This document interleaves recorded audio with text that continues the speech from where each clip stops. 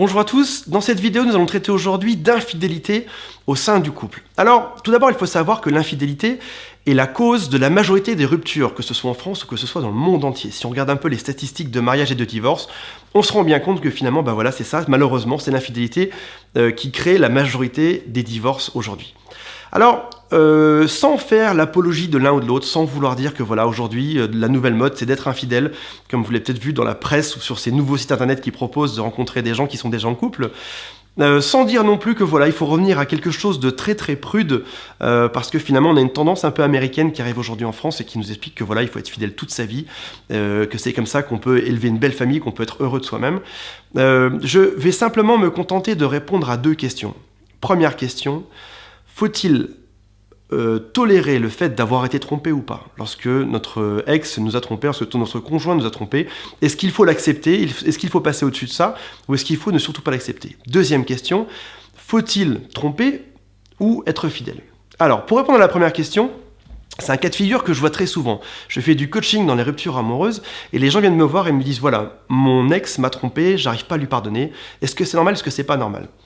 Il faut savoir une chose, c'est que certaines personnes sont aptes à pardonner ce genre de choses, et souvent, qui dit infidélité, dit aussi perte du lien de confiance pour certains.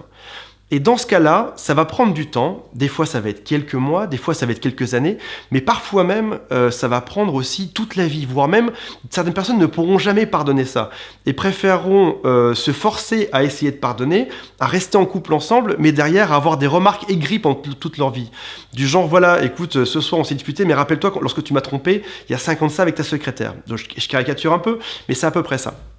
Donc là-dedans, ce qu'il faut vous demander, c'est est-ce que vous avez envie de pardonner cette infidélité ou est-ce qu'au contraire, ça vous semble trop gros, ça vous semble trop dur à accepter et vous préférez tout quitter, même si ça vous fait très mal aujourd'hui, mais en tout cas, demain, ce sera pour vous reconstruire avec une personne qui sera plus fidèle. Donc, il n'y a pas de réponse absolue, de réponse globale, de schéma global. Je vous ai parlé tout à l'heure des deux écoles. On voit dans la presse, dans les médias, dans les magazines féminins, dans les films aujourd'hui, qu'on prône aussi bien d'un côté l'infidélité que la fidélité, quasiment à 50-50. Maintenant, choisissez votre voie là-dedans, choisissez qui vous avez envie d'être. Et puis, par rapport à ça, à vous de savoir si vous devez tolérer ou pas. En tout cas, une chose est sûre, c'est que si jamais vous acceptez d'avoir été trompé, après ça, il ne faut pas revenir dessus des dizaines de fois, voire même toute votre vie. Il faut l'accepter une fois pour toutes et se dire que c'est bon, vous l'avez passé et vous passez à autre chose et vous recréez ce lien de confiance. Après ça, deuxième grande question, c'est est-ce que je dois être fidèle ou est-ce que je dois être infidèle dans ma vie? Là, encore une fois, la réponse va revenir quasiment à la même question que précédemment. Aujourd'hui, vous avez deux politiques clairement qui s'ouvrent à vous. D'un côté, l'école des fidèles, de l'autre côté, l'école des infidèles. Est-ce que demain, vous avez envie d'être dans une de ces deux politiques? Est-ce que vous ne savez pas trop? Est-ce que vous hésitez? Une chose est sûre, pensez à vous dans 5 ans ou dans 10 ans. Et dites-vous, comment est-ce que je pourrais être fier à ce moment-là de moi aujourd'hui? Par rapport à ça, respectez vos envies. Si jamais vous avez envie d'être infidèle, je ne vous en empêcherai sûrement pas.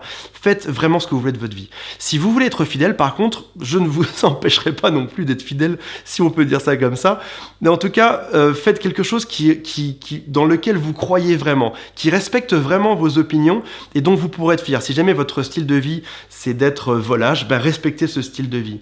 Mais en tout cas, ce qui serait dommage, c'est que vous soyez très amoureux de quelqu'un, que ça se passe peut-être temporairement mal en ce moment avec cette personne, et que vous alliez tromper, et qu'on vous prenne la main dans le sac, et que derrière, vous perdiez la chose la plus importante au monde pour vous, ou alors qu'au contraire, pour me faire l'avocat du diable, vous soyez dans une relation où vous ne vous éclatiez pas, vous avez envie d'aller voir ailleurs, et vous n'y allez pas, et finalement, peut-être que vous allez vivre avec des regrets toute votre vie. En tout cas, une chose est sûre, c'est que vous devez choisir votre camp, choisissez-le aujourd'hui, soyez-en fiers dans tous les cas, assumez ce qui va se passer, les conséquences de votre engagement et allez-y à fond et surtout soyez en amour quel que soit le choix que vous choisissiez. À très bientôt.